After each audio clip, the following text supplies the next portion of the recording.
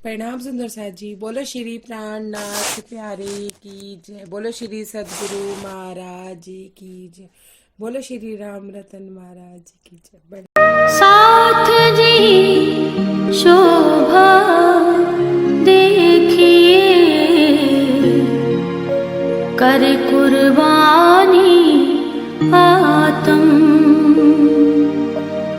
वार डारो नख सिखलो, ऊपर धाम धनी खसम, ऊपर धाम धनी खसम। कुर्बानी को नाम सुन मोमिन उलसत अंग, पीछे होते जो मोमिन, पीछे होते जो मोमिन, दौड़ लिया तिन संग, साथ जी शोभा देखिए, कर कुर्बानी आत्म, कर कुर्बानी आत्म, कर कुर्बानी आत्म। Page number 156। महाराज जी क्या कहते हैं? लाहा ले गुण अपना गई था हमारा ठाम, धोबी बस के क्या करे जहाँ नंगों का ग्राम। प्रणाम सुंदर साहब जी। महाराज जी ने 15 दिन के अंदर अंदर रामानंद जी का तिल्ली का रोग उन्होंने समाप्त किया। जब रामानंद जी का रोग समाप्त हो गया, जड़ से समाप्त हो गया, तो सुंदर साहब जी महाराज जी वहां से जाने लगे। तो रामानंद जी ने उनको रोक लिया, ये कह के कि बारिश का मौसम है, आप बारिश के मौसम में यहाँ रह लीजिए मेरे साथ, और चौमासा जैसे ही बीतेगा उसके बाद मैं आपके साथ ही भारत भ्रमण करूंगा और आपके साथ ही मैं रहूंगा। उन्होंने ये उनके आगे ये प्रार्थना करी और महाराज जी कहते हैं कि मैंने उनकी प्रार्थना स्वीकार की। 156 कि जहाँ पे सारे गुणी हो पहले, और महाराज जी कहते हैं कि वहां पे हमारा क्या ठाम था जहाँ कोई हमारी बात सुनना ही नहीं चाहता था। फिर आगे कहते हैं धोबी बस के क्या करे जहाँ लोगों का। महाराज जी कहते हैं कि वहाँ धोबी भी धोबी घाट लगा के क्या करेगा जहाँ लोग कपड़े ही नहीं पहनते होंगे तो धोबी। महाराज जी के कहने का भाव था कि वहाँ कोई जीव सृष्टि थी, सब जीव सृष्टियां थी, इसलिए महाराज जी कहते कि रुकने का तो कोई था नहीं, लेकिन फिर भी रुक गया। 1 मिनट। नियम पूर्वक वहाँ हमारा फिर सत्संग आरंभ हुआ, लोगों का एकत्रित होना क्षण क्षण में प्रारंभ हुआ। महाराज जी कहते हैं फिर मैंने नियम पूर्वक वहाँ पे अपना सत्संग प्रारंभ किया, फिर भी जीव सृष्टियों के लिए भी, और लोगों का वहाँ आना धीरे धीरे शुरू हो गया। आने लगे बहुत मात्रा में कमरखेड़ी के निजन, दिन प्रतिदिन संख्या में वृद्धि बढ़ते गए सज्जन। महाराज जी कहते उस शिव मंदिर के पास जो एक गांव था कमरखेड़ी, वहां से भी बहुत लोग, बहुत सुंदर सा लोग आने लगे और दिन प्रतिदिन संख्या बढ़ने लगी। अपना भी अभ्यास बोलने का हर रोज प्रगति पर था, इंतजाम उस मंदिर का एक पटेल के हाथों। सुंदर जी महाराज जी कहते हैं कि जब वहां पे क्षण क्षण संख्या बढ़ती गई तो हमारा भी बोलने का अभ्यास प्रगति पर रहा, कि मेरा भी बोलने का अभ्यास बढ़ता गया।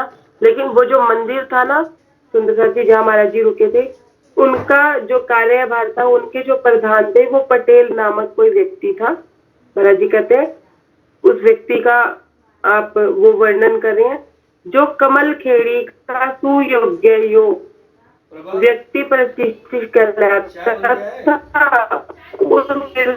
के हाथों में वो कमलखेड़ी का मतलब एक योग्य व्यक्ति था, सुचित था, प्रतिष्ठित व्यक्ति था, और मंदिर का पूरे कार्यभार, मंदिर का खर्चा पानी भी वो उठाता था, और उसका ये उसी के अधिकार में मंदिर आता था, मंदिर का वो प्रधान कहलाता था।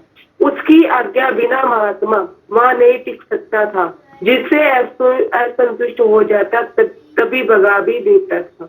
महाराज जी कहते हैं कि बिना उनकी आज्ञा के कोई महात्मा वहां रुक नहीं सकता था, कोई टिक नहीं सकता था।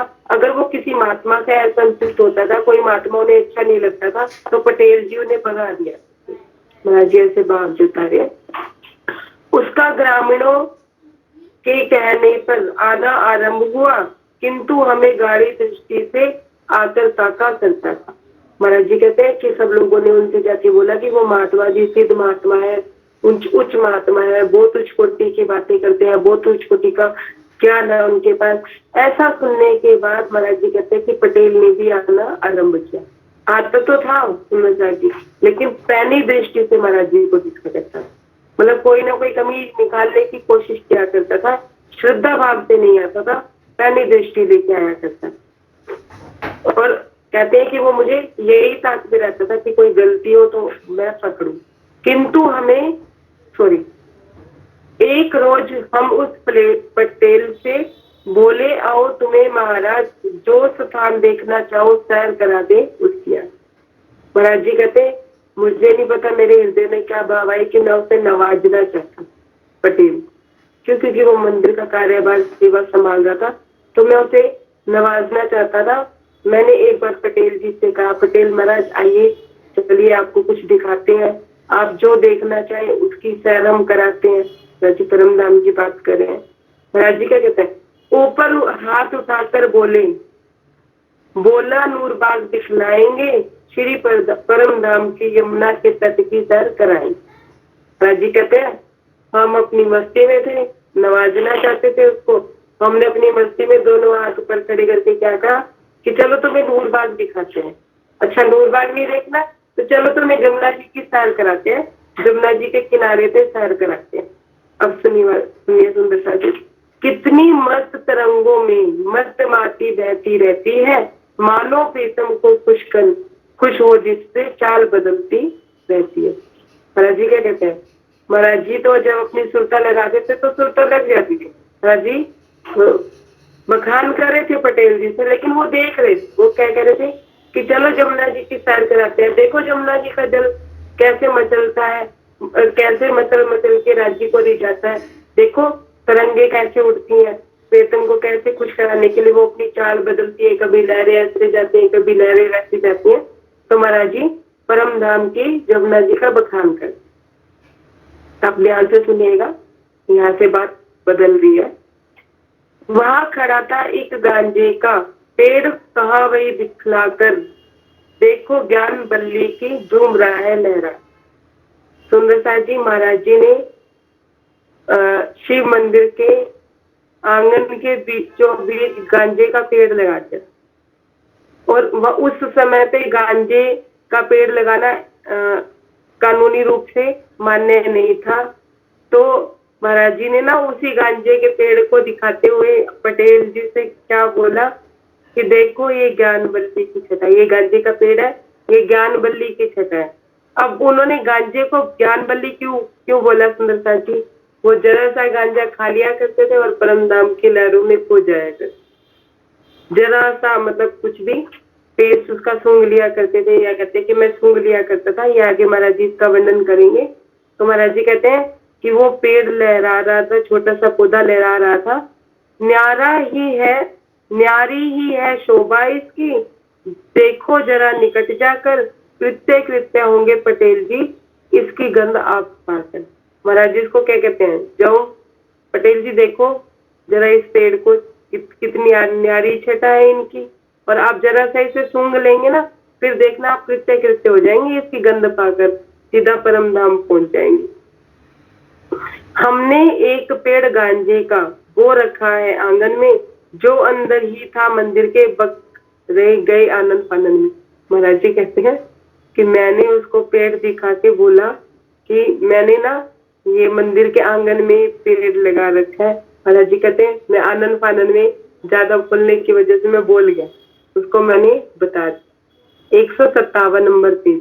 सुंदरसा जी यहाँ महाराज जी का जो भाव था पटेल जी को लेके हुए ये था कि सत्संग जब होता है तो कई सुंदरता हर कोई श्रद्धा भाव से नहीं जाता, कोई पैनी दृष्टि से जाता है, कोई वहां के अवगुण देखने जाता है, वहां कोई उसके चमत्कार देखने जाता है, कोई सुनी सुनाई बात सुन के चला जाता है, लेकिन हर किसी का श्रद्धा भाव हो ऐसा जरूरी नहीं है। महाराज जी कहते हैं कि लेकिन जब राज्य की नजर ऐसे बंदे पे भी, ऐसे सुंदर साथ पे भी पड़ जाती है जो पैनी दृष्टि से उसे उसके अवगुण देखने आया है, तो महाराज जी उससे भी नवाजते हैं। तो महाराज जी कहते हैं लेकिन वो तो नवाज रहे होते हैं, सुनिएगा ध्यान से, कि राज्य तो हमें नवाज रहे होते हैं, राज्य तो हमें पल पल दे रहे होते हैं, लेकिन हमारी कुबुद्धि, हमारी पैनी दृष्टि उनके अवगुणों पे जड़ी होती है कि कोई अवगुण मिले तो हम कटाक्ष करें, कोई बात आए तो कुछ हम बोलें। ऐसी बातें जो सुंदर साथ मन में सोचते हैं उन्हें भी राज्य नवाज रहे होते हैं। बराबर मेर बराबर बरसती होती है, लेकिन अपनी पात्रता के हिसाब से कोई ले नहीं पाता। और पटेल जी क्या थे? जीव सृष्टि थे। वो क्या ढूंढ रहे थे? महाराज जी में कोई ना कोई कमी ढूंढ रहे थे कि कोई कमी हो तो मैं महात्मा जी को भेजूं। क्यों? क्योंकि सारा वहां का जो जनसंख्या थी वो महाराज जी के पक्ष में थी, एक पटेल जी ही उनके पक्ष में नहीं थे। वो किसी साधु सन्यासी महात्मा को मंदिर में रुकने नहीं देते। एक कारण ये भी हो सकता है सुंदर सा जी कि पटेल जी को उनका खर्चा भी तो झेलना पड़ता होगा ना, इस वजह से उन्हें लगता होगा कि नहीं, ज्यादा भीड़ नहीं इकट्ठी करनी है। तो महाराज जी कहते हैं कि मैंने उनको बोल दिया कि मैंने मंदिर के आंगन में गांजे का पेड़ लगाया है, जो उस समय पे कानूनी नहीं था। Page number 170।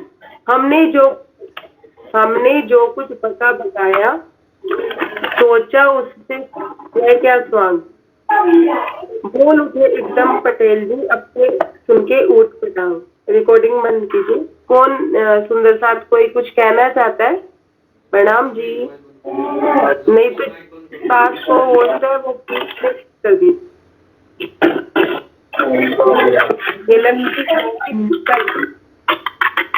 भोजन नहीं हो जाता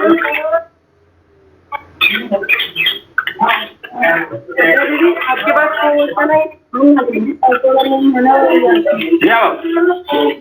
काय राहतं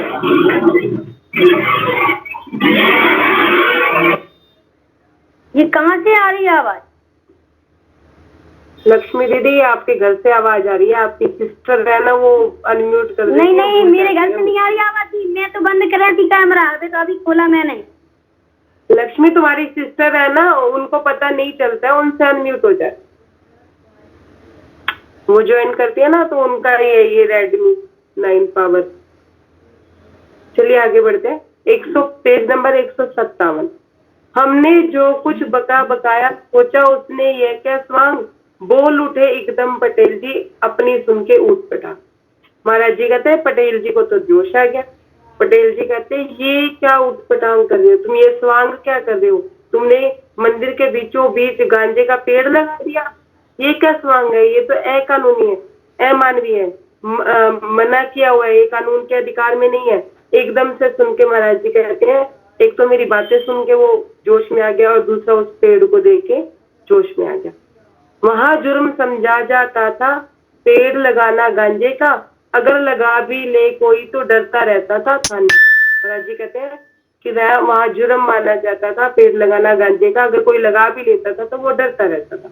हमने तो सब बाग अब कीचे परम धाम के देख लिए, जहां जहां की सैर कराई दृश्य सभी के देख लिए।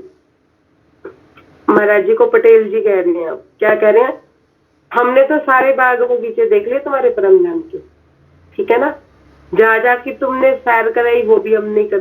महाराज जी को बोल रहे हैं पटेल। अब आगे क्या कह रहे हैं, दृश्य जो तुम दिखाना चाहते थे मैंने वो भी देख लिया। अब आगे उसी वेग में उससे बोले क्यों नहीं साथ लिवाला, सॉरी थानेदार आएगा कल को उसको भी दिखला देना। उसी वेग में उससे बोले क्यों नहीं साथ लिवा ले।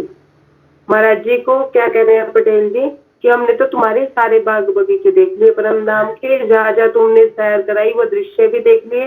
अब तुम देखना कि कल थानेदार आएगा, ये सारी सार अब तुम उसको ही दिखलाना। वो तो महाराज जी को ताना दे रहा था और महाराज जी अपनी लय में क्या बोल रहे थे, हाँ कोई तुम्हारा दोस्त मित्र हो या थानेदार हो, उसको भी तुम ले आना, उसको भी हम अपना दिखला देंगे। महाराज जी कहते हैं मैं अपने वेग में बोले जा रहा। अन्य मित्र यदि कोई हो उसको भी लेते आना, जिसको तुम दिखलाना चाहो बेखटके संग में आना। महाराज जी कहते हैं थानेदार को तो ले ही आना, तुम्हारा कोई और मित्र हो ना उसे भी ले आना, बेखटके मैं उसको परम धाम दिखाऊंगा, परम धाम के 25 पद दिखाऊंगा। महाराज जी ऐसी बात पटेल जी को कह रहे हैं। जिसको तुम खसिया गया हमारा उत्तर पाकर के पटेल एकदम राह लगा, उठ करके घर की आगे एक न मारा तो। महाराज जी कहते हैं कि वो खसिया गया, घबरा गया हमारा उत्तर सुन के, और पटेल वहां से उठ के अपने घर की राह उसने पकड़ ली, और उसके बाद महाराज जी को उसने एक शब्द भी नहीं बोला। अगले दिन सुनिए, लेकर थानेदार साहब को अगले दिन फिर आ पहुंचा, हमें पकड़वाने जैसे तैसे आकर के बोला। महाराज जी कहते हैं फिर वो थानेदार को ले आया अगले दिन, और वो हमें पकड़वाना चाहता था। उसने पहले थानेदार के कान भर रखे थे, उसे समझा रखा था। बाबा जी के बाग बगीचे कहाँ है, अब फिर दिखला दो, थानेदार साहब आए हैं, इन्हीं को भी दर्शन करवा। महाराज जी को कहते हैं पटेल जी, बाबा जी कहाँ है आपके बाग बगीचे, अब दिखला दीजिए आप थानेदार जी के, जो आप कल बखान कर रहे थे उस समय के दर्शन करवा ही दीजिए थानेदार। हमने भी बड़े हर्ष से उत्तर देकर बोले आ जाओ, इनको क्यों नहीं दिखलाएंगे, पहले इनको बिठलाओ। अब महाराज जी का कहते हैं आ जाओ थानेदार जी आओ, इन्हें दर्शन क्यों नहीं कराएंगे, पहले इन्हें बिठाओ तो सही, आराम से इन्हें कुछ चाय वाय कोई पानी वानी पूछो। 2 पग प्यादे पैद उठाकर दर्शन हित आ सकते हैं, भला ये कैसे हो सकता है कि वे वंचित रह जाते हैं। महाराज जी कहते हैं कि थोड़ा इन्हें मद में तो आने दो, उन्हें थोड़ा सा सरूर में तो आने दो, जब ये सरूर में आएंगे तो इनके हित के दर्शन, जो इनके हित में होंगे वो दर्शन नहीं कराएंगे। और महाराज जी कहते हैं कि ऐसा कैसे हो सकता है कि तुम्हें दर्शन कराएं और इसे दर्शन ना कराएं, इसे भी दर्शन कराएंगे, पहले इन्हें बैठने दो, कोई जल पान की व्यवस्था करते हैं, फिर इनको आराम से इनके दर्शन करवाते हैं। तो साजी थानेदार का वर्णन कर रहे हैं। थानेदार साहब मुस्लिम थे, हमने उन्हें देख करके कहा आप नजदीक हमारे, कृपया बैठो आकर के। महाराज जी कह रहे हैं थानेदार कौन था, वो मुस्लिम जाति से, उन्हें देख करके हमने कहा आओ मेरे नजदीक आके बैठो, कृपा देखो हम तुम्हें दिखाते हैं। अब क्या कहते हैं, बोलो किसकी सैर चाहते हो, देखो क्या जबरूत, या लाहौत देखने की इच्छा है, या देखोगे हम। सुंदर साहब जी महाराज जी उस मुसलमान से कहते हैं कि तुम जबरूत देखोगे, लाहौत देखोगे या आहूत देखोगे, क्या देखना चाहोगे, नूर तजल्ला देखोगे या देखोगे तुम नूर जलाल, अश्के जमजम चखोगे तुम या घूमोगे कौसर था। महाराज जी इसको कहते हैं नूर तजल्ला, राजी महाराज को देखना चाहोगे या नूर जलाल, या अक्षर ब्रह्म के दर्शन करना चाहोगे, ज्ञान के देवता अक्षर के ब्रह्म के दर्शन करना चाहोगे, या राक्षसों के देवता गणों के दर्शन करना चाहोगे, या फिर तुम खोज कोसर ताल घूमना चाहोगे। महाराज जी उनसे इस तरह की बात कहते हैं। पेज नंबर 158, मिलना अगर चाहते हो तो तुमको मिलवा देंगे असराफिल, या चाहोगे वहां से ले चले जहाँ रहता है इजराइल। महाराज जी कहते हैं असराफिल से मिलना चाहोगे या इजराइल से मिलना चाहोगे, जहाँ सोओगे वहीं ले चलूं मैं तुमको। तुम एक बार मुख से तो बोलो तुम मिलना किससे चाहते हो।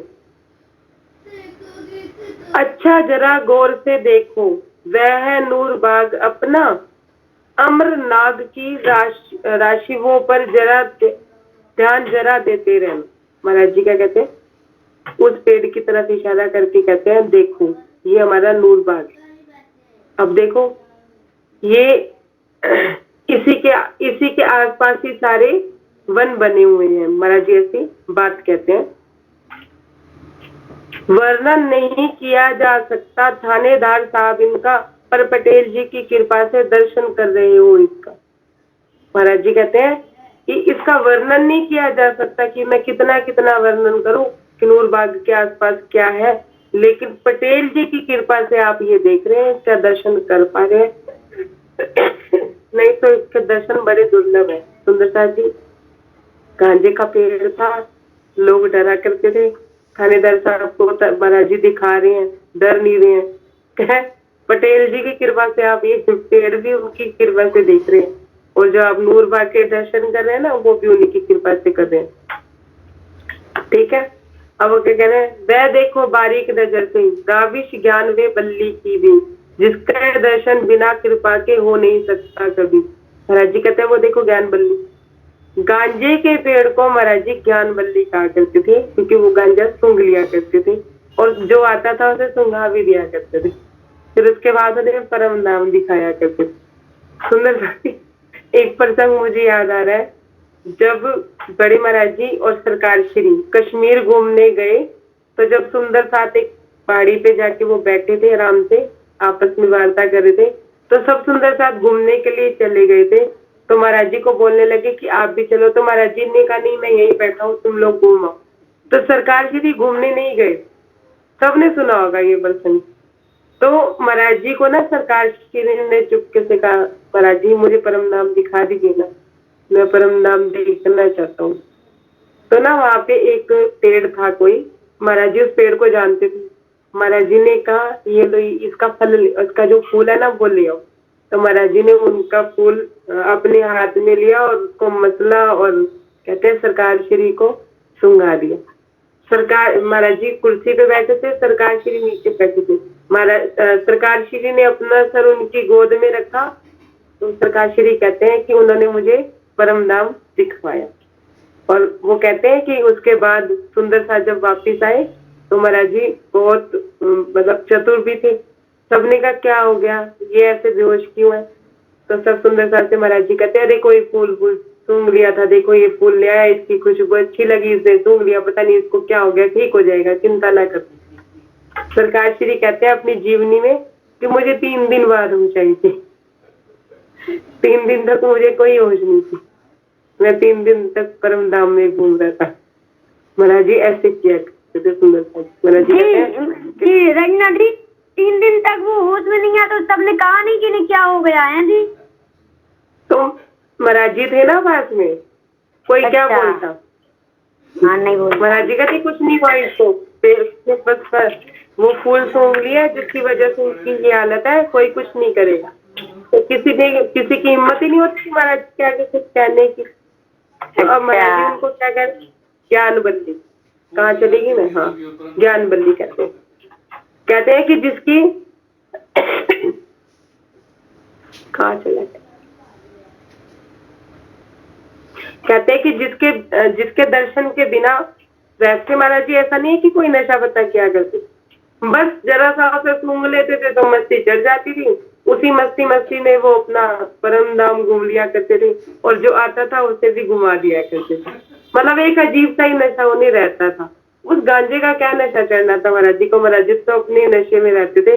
वो ज्ञान बल्ली तो एक समझ लीजिए कि एक सहायक होती है, बिल्कुल ऐसे सहायक होती है कि हमें नींद आ नहीं रही है और हमें कुछ अब सोच रहे हैं कि नींद नहीं आ रही है, चलो कॉफी पी लेते हैं, चलो चाय पी लेते हैं, पूरी तरह से नींद खुल जाएगी तो थोड़ा बहुत कोई काम संभाल लेंगे, है ना? ऐसा होता है ना कि नींद वैसे नहीं आ रही होती है, लेकिन सहायता के लिए चाय कॉफी भी पी लेते हैं, तो उससे क्या होता है कि थोड़ी नींद पूरी तरह से खुल जाती है, तो किसी कार्य में हम वापस लग जाते हैं, तो हमारा वो समय कट जाता है। बस इस तरह की बात है, बाकी ऐसा कुछ नहीं था कि महाराज जी कोई नशा पत्ता करते थे।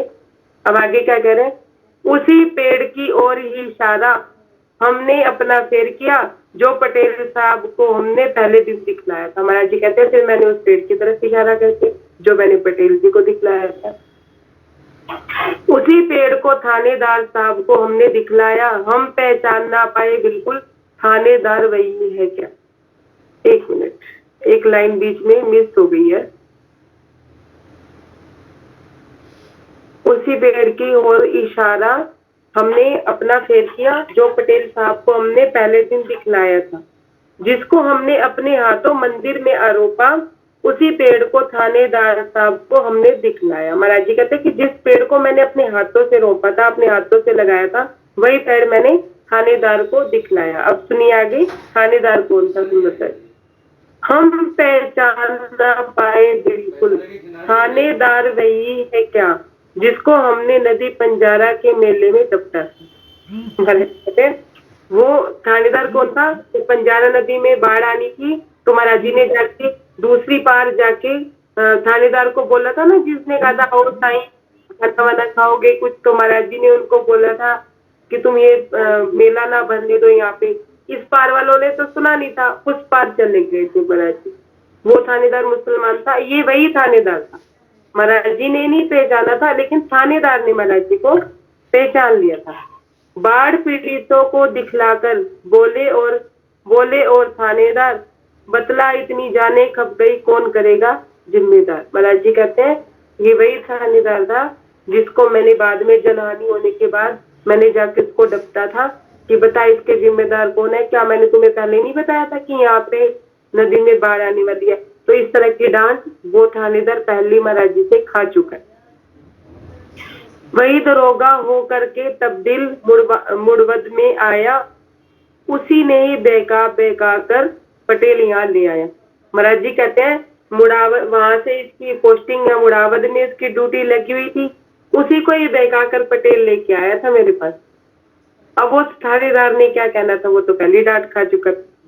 हम पहचान नहीं पाए उसको, उसने हमें जांच लिया, यह फकीर नहीं है उसने अपने मन में भाप लिया। महाराज जी कहते हैं कि उस थानेदार ने मुझे पहचान लिया और उसको ये भी पता था कि मैं फकीर नहीं हूँ।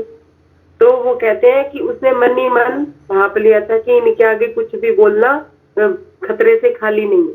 वो क्या बोलते हैं, जुटे हुए थे हम अपनी बकबक के पूरे दर्जे से, एकदम थानेदार बीच में हमें रोक करके बोले। महाराज जी कहते हैं हम अपनी बकबक इन द सेंस परम नाम का वर्णन कर रहे थे वो, और जीव सृष्टि था वो कहाँ समझ पाना था उसने, पटेल जीव सृष्टि, तो उनके लिए तो ये बकबक ही थी ना। अब कोई पास में आए उनके सामने बोलना शुरू कर दो रंगमोल की 10 बोम 9 बोम 10वीं आकाशी का वर्णन करना शुरू कर दो, नूर बाग का दर्शन वो वर्णन शुरू कर दो, फूल बाग का, जीव सृष्टि का ये पागल पुगल हो गए, इन्होंने कुछ खा पी लिया। यही हाल इनका था कि महाराज जी तो परम धाम का वर्णन कर रहे थे और ये बकबक समझ रहे थे। महाराज जी कहते कि थानेदार ने मुझे बीच में रोक के बोला, मैं अपनी बकबक मेरा पूरा चरम सीमा पे था, मैं बोले जा रहा था और बीच में रोक करके बोले बस बस बस बस बस काफी देख चुके हैं अब बाग बगीचे साई जी, हम बोले थोड़े से दिखलाए हैं तुम्हें अभी। महाराज जी को कहता है बस बस बहुत सारे बाग बगीचे हमने देख लिए। महाराज जी कहते हैं अभी कहाँ देखे हैं, मैंने तो थोड़े से ही दिखलाए हैं तुम्हें, अभी तुमने देखे कहाँ है। महाराज जी क्या कहते हैं, अभी हमारे परम धाम का बड़ा अंग सब बाकी है, थानेदार चरण छूकर बोले अब यह काफी है। महाराज जी कहते हैं मैंने अभी कुछ बाग बगीचे नहीं दिखाए तुम्हें, अभी तो तुमने नूर बाग ही देखा है। महाराज जी वो कहता थानेदार नहीं बस महाराज बस इतना ही काफी है, हम आया करेंगे आगे। महाराज जी को क्या कहते हैं 159 पेज, हम हर 15वें दिन दर्शन को साईं साहब आऊंगा, क्षण क्षण जो दिखलाएंगे सभी देखता जाऊंगा। महाराज जी को कहता है हर 15वें दिन आया करूंगा और जो आप दिखलाएंगे ना मैं धीरे धीरे सारा परम नाम देख लूंगा, लेकिन अब मुझे आप आज्ञा दीजिए। ध्यान से सुनिए श्रोता जी, नजर गुजारी 10 रुपयों की, चलते समय दरोगा ने कहा खर्च से तंग मत रहना, हो जरूरत और दी। महाराज जी को प्रणाम करते करते सुंदरता जी महाराज जी के चरणों में उन्होंने 10 रुपए का नोट रख दिया। उस समय के 10 रुपए, उस समय के 10 रुपए भी लाखों में माने जाते थे, मतलब हजारों में लाखों में माने जाते थे। महाराज जी कहते हैं कि क्या कहता है चलते वक्त कि किसी भी खर्च से तंग नहीं होना साईं जी, और जरूरत होगी ना तो मैं वो भी दूंगा। हमने कहा दरोगा जी क्या करें बताओ हम इनका, हमें जरूरत नहीं इनकी, बोझा क्यों ला दे धन का। महाराज जी क्या कहते हैं थानेदार, साईं जी मैं इसका क्या करूं, इस 10 के नोट का हाथ में लेके कहते हैं क्या करूं मैं इस 10 के नोट का, मुझे जरूरत ही नहीं है, मुझे क्यों धन का बोझा देके जाए। उसने बोसा लिया कदम का, हमने आशीर्वाद दिया, देखा देखी उस पटेल ने हमारा चरण लिया। महाराज जी कहते हैं कि उसने मेरे चरणों को चूमा। किसने? थानेदार ने, मुसलमान थानेदार ने मेरे चरणों को चूमा और हमने भी उसको आशीर्वाद दिया। उसी की देखा देखी पटेल ने भी हमारे चरणों को प्रणाम किया। विदा हुए दोनों सज्जन हमको नतमस्तक हो करके, श्रद्धा और बड़ी सत्संग जन में उसको लग करके। महाराज जी क्या कहते हैं कि जब थानेदार ने प्रणाम किया और चरणों में लिया, मतलब चूमा मेरे चरणों को, फिर पटेल जी ने भी मेरे चरणों को छुआ, तो सत्संग जनों में आपस में एक श्रद्धा और बढ़ गई, प्रेम और बढ़ गया। सुंदर सा जबकि प्राप्ति अपने पूरे जलवा प्रवाह पर आ जाती तो सत्संगी जल की टोली तैर तैर कर आती। अब क्या हालत क्या थी सत्संग जनों की कि अगर ताप्ती नदी में पानी नहीं होता तो वैसे आती, और अगर ताप्ती नदी में पानी होता ना बहुत ज्यादा तो वो तैर तैर के आया करती।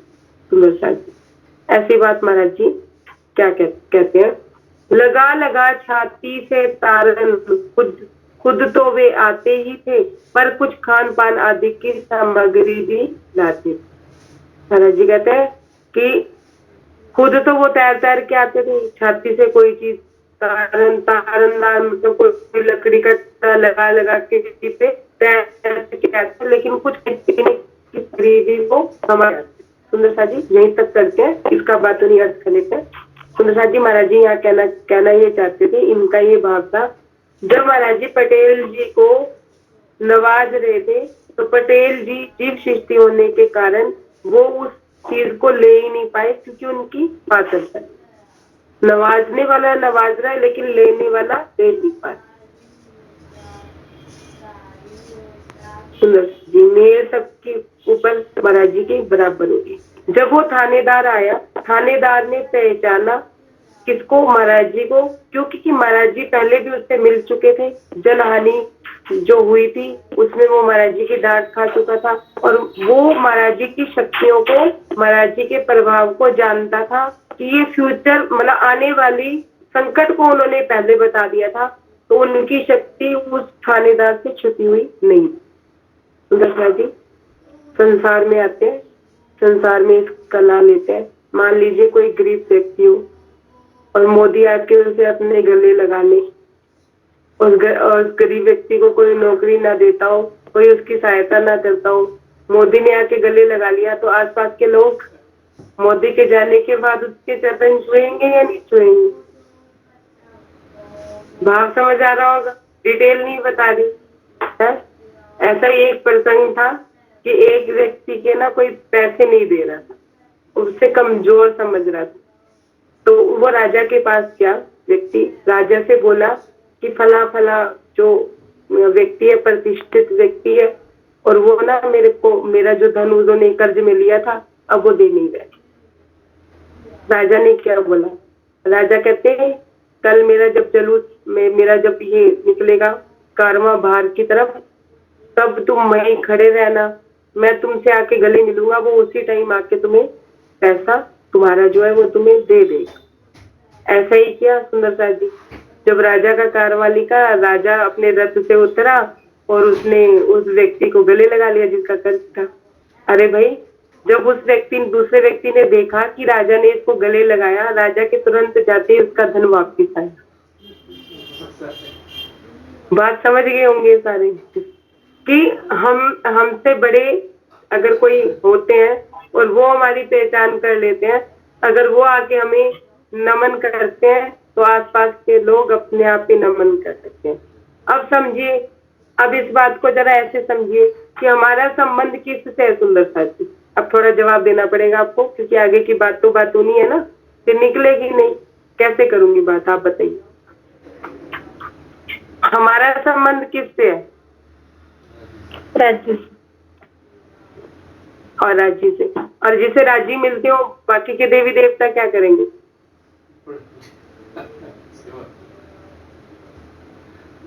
उनको नमन करेंगे, उनको नमन करेंगे, जो जिसको राज्य मिले ना देवी देवता नमन करें। तो सुंदर सा जी भाव ये है सब समझ गई हैं, मैं क्या समझाऊं, समझने वाली बात ही नहीं बची है, समझाने वाली सब समझ गए हैं। महाराज जी की निगाह किस पे थी? राज्य की। कौन आया? दिव्य पुरुष आए, शिव जी आए, हनुमान जी आए। हनुमान जी जब आए उनको दर्शन देने, उनके हृदय में स्थापित होने के लिए, महाराज जी की क्या वजह थी? ये ना, अरे भाई तुम्हारे मठ में रात क्या रुक गए, तुमने तो मेरा रुकना ही दुर्बल कर दिया, जिधर जाता हूँ उधर ही आ जाते हो, जिधर जाता हूँ उधर ही आ जाते हो। ये हालत है हमारी, हमें तो राज्य भी नहीं दिखते अभी है।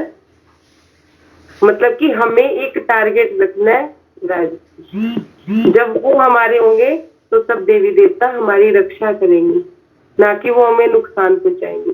कई सुंदर साथ कहते हैं ना, हम माता को मानते थे और अब मैं राज्य में जुड़ गई, या मैं शिव जी को मानता था मैं राज्य में जुड़ गई, तो वो मेरा नुकसान तो नहीं करेंगे। जो राज्य से जुड़ा ना, उनका कोई भी देवी देवता नुकसान नहीं कर सकते सुंदरता, बल्कि वो उनकी सहायता ही करे। हो नहीं सकता नुकसान, किसी भी सूरत में कोई नुकसान नहीं हो सकता। तो महाराज जी ये बात बता रहे हैं यहाँ पे कि एक पार ब्रह्म से अपना रिलेशन रखे तो सारा कुछ अपने आप सेट होता है। हुआ है ना? हुआ नहीं है पहले से? जब से हम राज्य में जुड़े हैं, परिस्थितियां तो आज भी रही है, मन स्थिति आज वो नहीं है।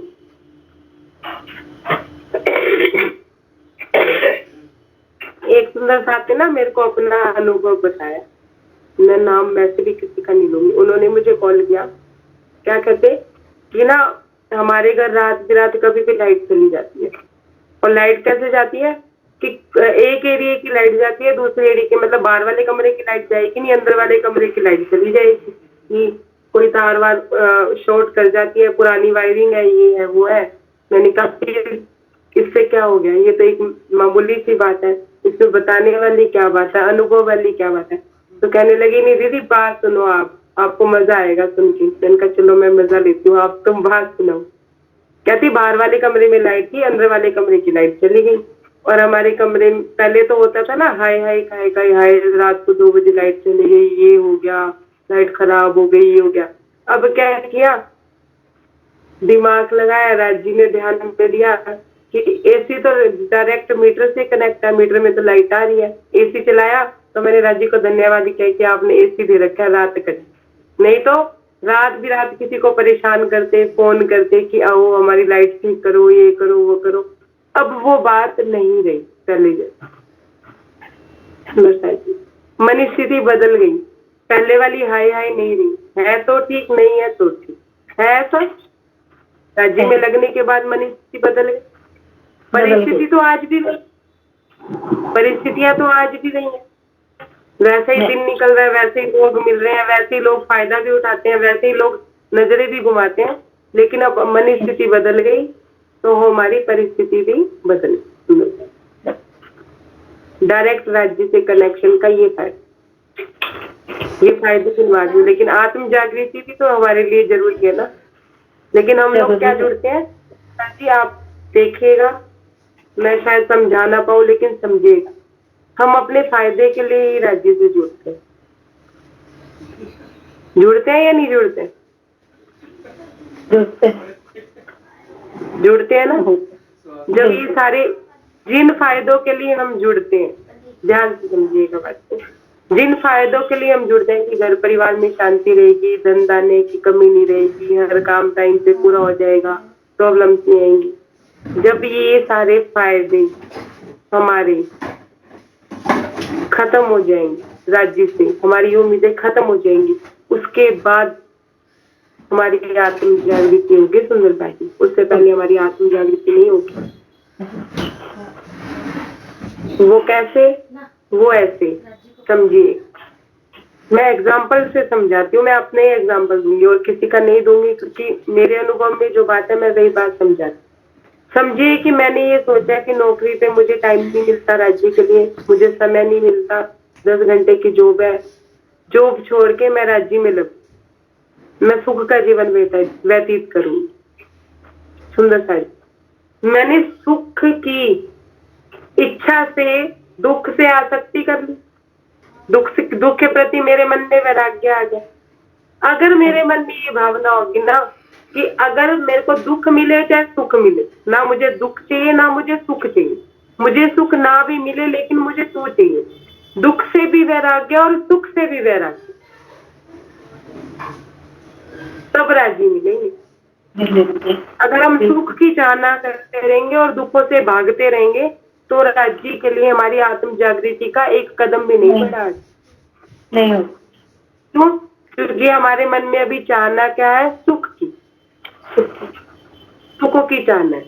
दुखों से वैराग्य, सुख की चाहना है। जब सुख से भी वैराग्य होने लगे ना कि मुझे सुख भी नहीं चाहिए किसी का, मुझे अपनी शरीर का भी सुख नहीं चाहिए और दुख भी नहीं चाहिए, दुख हो सुख हो मुझे कोई टेंशन नहीं, हो सकता है इससे ज्यादा मेरी बुरी हालत हो तो हो, लेकिन मुझे राज्य ही चाहिए, तब राज्य मिलेंगे तुम्हें।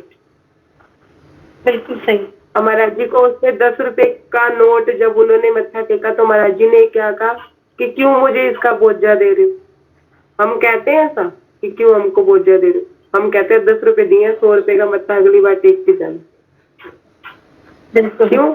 हम क्या सोचते हैं? हम क्या सोचते हैं? धन से ही हमें सुख मिल सकता है। सुंदर सा जी ये बात नहीं सोचते हम? सोचते हैं ये बात सोचते हैं ना कि धन होगा तो हमें सुख होगा, और वाकई में धन से सुख होता है? नहीं होता है। धन से सुख होता है, बाहरी सुख होता है, क्षणिक सुख, क्षणिक सुख। धन से सुख नहीं होता है, नहीं होता है। एक बात मुझे महाराज जी ने समझा, जब मैं ये बात का मंथन कर रही थी तो महाराज जी ने मुझे एक बात समझाई कि क्यों भाग रहे हैं हम 10-10 घंटे 12-12 घंटे 17-17 घंटे काम कर रहे हैं, क्यों कर रहे हैं, किसके लिए कर? मैंने कहा राज जी एक तो जीविका चलाने के लिए कर रहे हैं, जो आपने हमें सेवा दी हम उस सेवा को समझ के करें, क्या सेवा समझ के तो कर ही नहीं रहे, ये तो बेकार की बात है। सेवा होती तो उसके बदले में क्या मिल रहा होता है इस पे नजर ना हो। अब पूरी नजर है कि बंदे ने इतना काम करा लिया और सैलरी ये दी, पूरे दिन में इतने का काम किया और इतने की दिहाड़ी मिली, है ना? अगर तो सेवा होती तो इस बात का ध्यान ही ना होता कि हाँ भाई कितना मिल रहा है, क्या मिल रहा है। क्यों सुंदर सा जी? हमारी मेहनत का जो फल है ना, अब ध्यान से सुनिएगा, हम जो मेहनत करते हैं चाहे हम सेवा रूप में करें चाहे हम संसारिक रूप में करें, उसकी जो कीमत है ना वो दुनिया वाले देते हैं, लेकिन उसका जो फल होता है ना वो परमात्मा ही देते हैं, वो राज्य ही देते हैं। उसका फल नहीं दे सकते वो लोग, सिर्फ कीमत चुका सकते हैं। और वो जब जीव सृष्टि है तो कीमत क्या लगाएगी? अपना फायदा ही देखेगी ना।